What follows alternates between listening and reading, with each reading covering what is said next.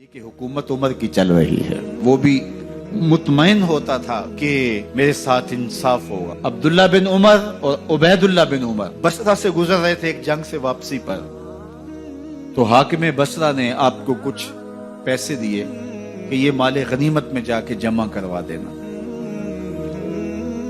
اور پھر خود ہی مشورہ دیا کہ عراق کے اندر فلاں چیز بہت سستی مل جاتی ہے اور حجاز میں ان چیزوں کی قیمت زیادہ ہے، تو اگر آپ ایسا کر لیں کہ یہ ان پیسوں سے خرید لیں اور جا کے مدینہ المنورہ میں فروخت کر دیں تو جو زائد پیسے آپ کمائیں گے وہ آپ کے ہوئے، اور یہی اشرفیاں جو میں نے دی ہیں آپ کو، اتنی اشرفیاں بیت المال میں جمع کروا دینا۔ تم نے محنت کی ہوگی، تجارت کی ہوگی، تو جتنے بچیں گے وہ آپ کے ہوں گے۔ تو انہوں نے کہا بہت اچھا، وہاں سے مال خرید لیا، مدینہ المنورہ میں آ کے بیچ دیا۔ جتنی اشرفیاں انہوں نے وہاں سے دی تھی بیت المال کے لیے، اتنی بیت المال میں جمع کروا دی۔ حضرت عمر رضی اللہ تعالیٰ عنہ کو پتہ چلا، بیٹوں کو بلایا، کہا کہ سنا ہے تم نے کوئی کمائی کی ہے؟ کہا جی ہم نے تو تجارت کی اور جو مال لیا تھا اتنا مال بیت المال میں جمع کروایا ہے۔ کہا تم بیت المال کے پیسوں پر کمائی کی ہے، وہ پیسے بھی تمہیں بیت المال میں جمع کروانے پڑیں گے۔ یہ عمر ہیں رضی اللہ تعالیٰ عنہ۔ رومی شہنشاہ کی بیوی سلام بھیجتی ہے حضرت عمر رضی اللہ تعالیٰ عنہ کی اہلیہ کو، تو وہ 1 دینار ادھار لے کر کے اس کا عطر خریدتی ہیں اور شیشیوں میں ڈال کر کے ان کو بھیجتی ہیں کہ چلو ایک رواداری کا اچھا ثبوت فراہم کیا جائے۔ تو وہ واپسی پر انہی شیشیوں کے اندر قیمتی موتی بھر کے بیچتی ہیں، جواہرات بھر کے بیچتی ہیں۔ حضرت عمر رضی اللہ تعالیٰ عنہ فرماتے ہیں لاؤ یہ سارے جواہرات، سب کو فروخت کرتے ہیں، 1 دینار اس کو دیتے ہیں، باقی بیت المال میں جمع کر دیتے ہیں۔ تو جب اپنی زندگی اتنی محتاط ہوگی، اتنی خوبصورت ہوگی، تو پھر کس طرح کوئی گورنر زیادتی کر سکتا ہے؟ تو حضرت سیدنا عمر رضی اللہ تعالیٰ عنہ نے اپنا طرز زندگی اور انداز معاشرت اتنا سادہ اور اتنا خوبصورت رکھا کہ اس کے مطابق تمام گورنروں کو ڈھالنے کی تلقین کی۔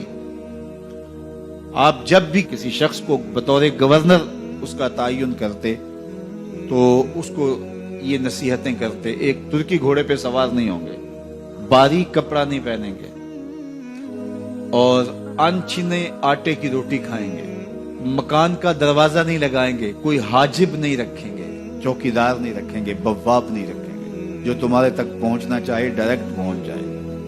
اللہ اکبر۔ اور پھر جب کسی کو متعین کیا جاتا اس کی جائیدادیں لکھ لی جاتی کہ اس کے پاس کتنی جائیداد ہے، وہ حساب اپنے پاس رکھتے، اور جب وہ معزول ہوتا یا اس کا وقت ختم ہوتا تو آپ دیکھتے کہ اب اس کے پاس جائیداد کتنی ہے۔ اگر وہ جو پہلے آپ نے اپنے پاس ریکارڈ رکھا ہوتا اس سے جائیداد اس کی زیادہ ہوتی تو حضرت عمر بقیہ جائیداد بیت المال میں جمع کرتے۔ اللہ اکبر۔ اور یہ کیسے تھا؟ گورنر بول نہیں سکتا تھا، اس لیے کہ حضرت عمر کی اپنی بود و باش بھی اسی طرح کی تھی، اپنا طرز زندگی بھی اسی طرح کا۔ مال غنیمت میں بہت ساری چادریں آتی ہیں جو سب کو تقسیم کر دی جاتی ہیں۔ خطبہ جمعہ دینے کے لیے آئے تو ایک شخص کھڑا ہو گیا، عمر خطبہ بعد میں سنیں گے، پہلے یہ بتائیں کہ یہ جو تم نے قمیض پہنی ہے یہ کہاں سے آئی؟ مال غنیمت کے اندر جو چادریں آئی ہیں سب کے حصے میں ایک ایک چادر آئی، آپ داراز قد ہیں، ایک چادر سے قمیض نہیں سل سکتی، تو آپ کی قمیض کہاں سے آئی؟ پہلے اس سوال کا جواب دے دیجئے، پھر خطبہ سنیں گے۔ اللہ اکبر۔ آپ کے بیٹے کھڑے ہوتے ہیں، کہا ایک چادر سے میرے باپ کی قمیض نہیں بنتی تھی، میں نے اپنے حصے کی چادر بھی اپنے باپ کو پیش کی ہے۔ اس نے کہا اب سناؤ، اور ہم سنتے ہیں۔ یہ ہے حضرت عمر رضی اللہ تعالیٰ عنہ کی اپنی ذاتی زندگی۔ ایاز بن غنم کے بارے میں یہ پتا چلتا ہے کہ وہ موٹے کپڑے نہیں باریک کپڑے پہنتا ہے۔ اس نے گھر کے دروازے پر بواب بھی رکھا ہوا ہے، چوکیدار بھی رکھا ہوا ہے۔ تو حضرت عمر رضی اللہ تعالیٰ عنہ محمد بن مسلمہ کو بھیجتے ہیں، محمد بن مسلمہ جاتے ہیں اور جا کے تحقیق کرتے ہیں تو ایسا ہی پاتے ہیں، تو ان کو وہیں گرفتار کر کے لے آتے ہیں اور حضرت عمر کے دربار میں پیش کیا جاتا ہے، چھڑی اس کے ہاتھ میں دے کر فرماتے ہیں جاؤ تم بکریاں چرایا کرو، تم گورنری کے لائق نہیں ہو۔ ایک گورنر کو بکریاں چرانے پہ لگا دیتے ہیں اس لیے کہ تم نے ان اصولوں سے، ان ضابطوں سے انحراف کیا ہے جو ایک سلطنت کے ذمہ دار کے لیے لازم اور ضروری ہیں۔